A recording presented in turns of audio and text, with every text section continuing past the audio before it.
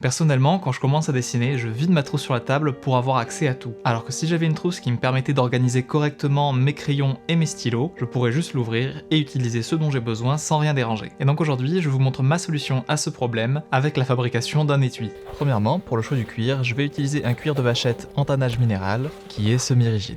L'important ici c'est la rigidité, donc j'aurais pu prendre un cuir au tannage végétal, ça aurait été très bien aussi. Malgré la taille de l'objet, il y a quand même pas mal d'éléments, mais vous allez voir que le montage n'est pas bien compliqué.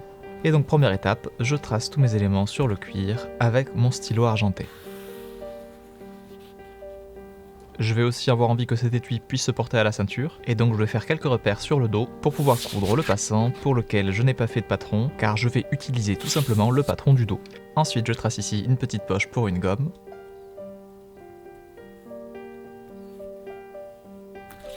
la poche avant, avec les repères pour la poche de la gomme. Je viens maintenant tracer les soufflets qui viendront sur les côtés, et une séparation pour avoir mes deux compartiments. Pour finir, je trace le rabat de la petite poche, et je vais pouvoir passer à la découpe.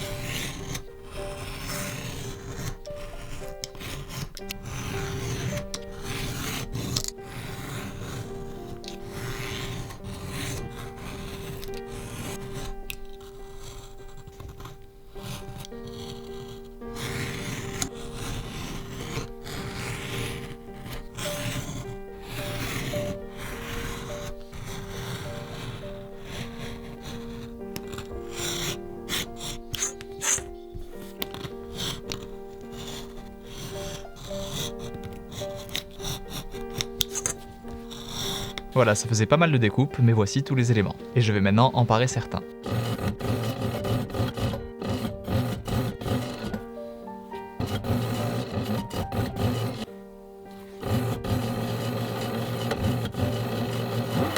Donc là, j'ai affiné tous les éléments qui vont être pliés à un moment ou à un autre. Maintenant, je vais arrondir les angles des rabats et percer tous les trous que j'ai précédemment marqués.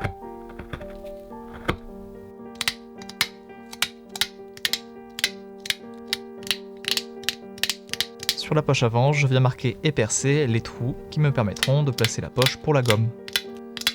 Ensuite, je fais la surpiqûre des hauts des poches, des soufflets et des autres éléments sur lesquels c'est nécessaire.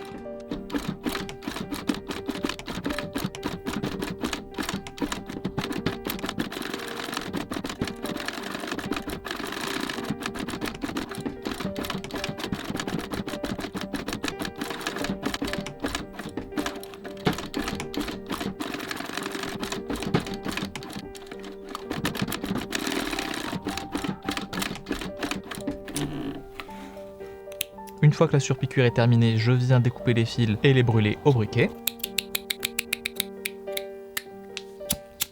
Et tant que je suis sur la machine, je vais monter certains éléments, à commencer par le passant pour la ceinture.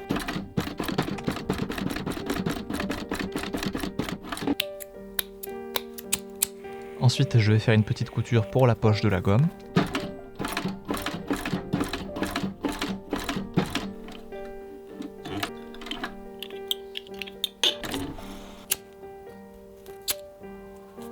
Et pour terminer le montage de cette poche, je vais la rifter en me servant des trous que j'ai fait juste avant. Ce montage est assez simple, mais il a un petit défaut, ça fait des poches qui ne sont pas hermétiques, mais puisque là l'intérêt c'est de mettre une gomme dedans, ça ne va pas poser de problème.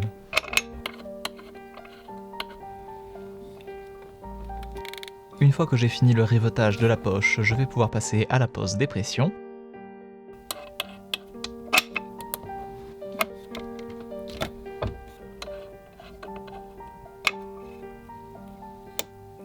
Si vous êtes encore ici à ce stade de la vidéo, c'est qu'a priori elle vous plaît, du moins je l'espère, et donc pensez à vous abonner pour ne pas rater les prochaines sorties, puisque je fais des vidéos toutes les 2 semaines qui sortent le dimanche à 11 h.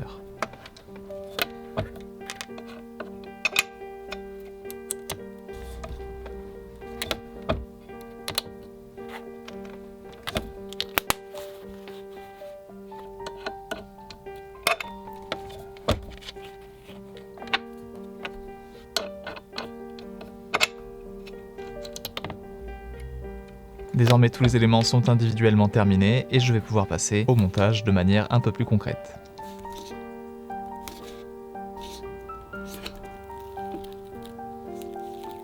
Donc ici, en me servant de double face, je colle les soufflets sur la poche avant pour venir les coudre. J'en profiterai aussi pour coudre le rabat de la petite poche.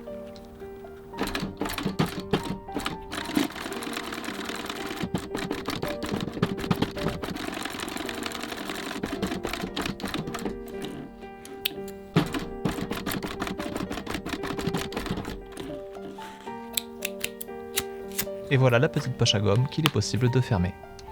Je vais maintenant coudre la base de ma séparation afin de compartimenter mon étui. Ici je trace des petits repères pour marquer l'endroit de la couture.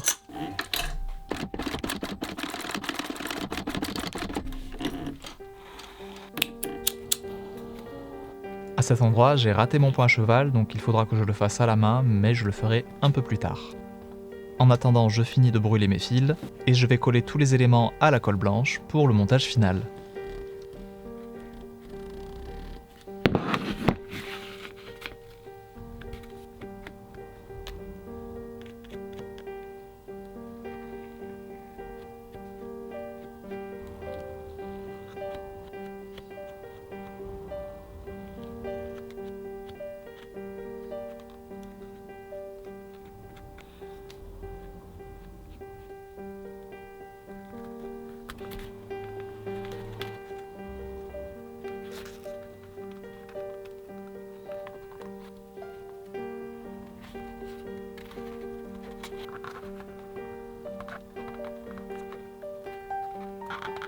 Et il ne reste plus qu'à coudre.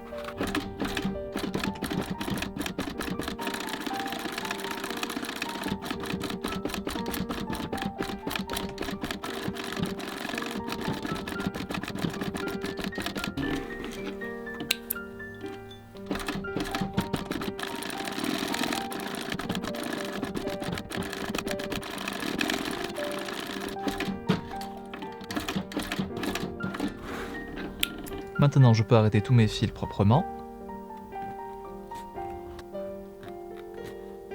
Et il restera encore la dernière couture que je réaliserai après avoir collé et arrondi les angles.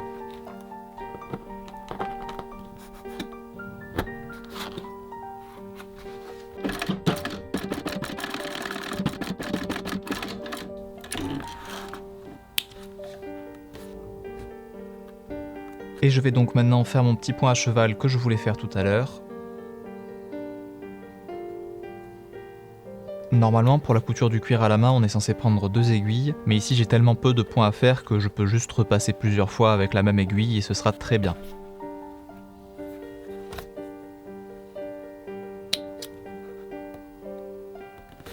Voilà, comme ça c'est symétrique et beaucoup plus solide. Pour finir, je place ma marque sur le rabat. Et voici la trousse et étui à stylo terminée, avec son passant pour la ceinture, et ses 2 compartiments pour ranger crayons et stylos de manière organisée. Ainsi que la petite poche à gomme. Et donc ici on a un accessoire qui reprend l'utilité d'une trousse tout en améliorant sa fonctionnalité. Par rapport à son esthétique, je pense que je ferai une autre version un petit peu plus aboutie une prochaine fois. Je pense notamment à la finition des tranches que j'aurais pu lustrer ou sur lesquelles j'aurais pu appliquer une teinture, ou bien au cuir qui selon moi n'était pas parfaitement adapté à cette situation. Je vous invite évidemment à me donner votre avis là-dessus en commentaire. Bon et bien j'espère que la vidéo vous a plu. Comme d'habitude, si vous cherchez à vous procurer cet étui, vous retrouverez le lien direct en description. Et sinon, n'hésitez pas à faire un tour sur eflamme.com pour retrouver tous mes autres ouvrages. Si vous souhaitez me voir fabriquer un autre étui, ça se passe dans la vidéo qui s'affiche juste ici. Et sur ce, je vous laisse et je vous dis à la prochaine pour une nouvelle création.